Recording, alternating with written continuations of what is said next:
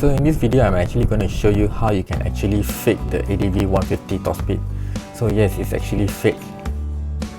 So after a little bit of research, I actually found out that there's one particular part that all of them have in common, which is the final drive of the ADV 150.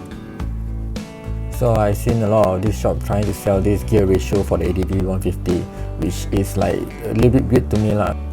Then I saw this YouTube video showing you how you can actually get the 140 by just changing the gear ratio. The math of the gear ratio just doesn't tell you the performance. How can a 9.8 gear ratio be better than a 10.6 gear ratio in the CVT world? It just doesn't make sense. After a little bit more research, I actually found out that the ADV 150 is actually using a Hall effect sensor for the speed sensor.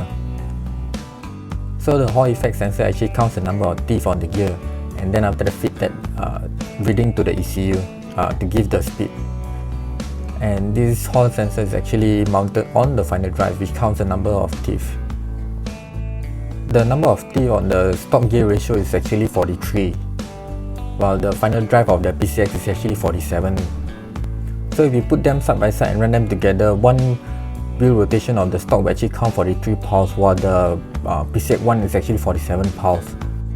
So if like the stock is getting 43 kilometers per hour, the aftermarket one will actually read 47 on the speedo, which is a bit off. And if it's 100 on the stock, the aftermarket will be 109, 120 on the stock, 131 on the modded one. Currently, my bike tops out at about 130 kilometers per hour. So if I were to change my gear ratio, my meter will actually read wrong and read at about 142 kilometers per hour instead of 130 kilometers per hour. So the meter is actually lying to you with the modded gear ratio. So should you get the upgraded gear ratio, my advice is stay away from it. It actually reduces the performance of the bike.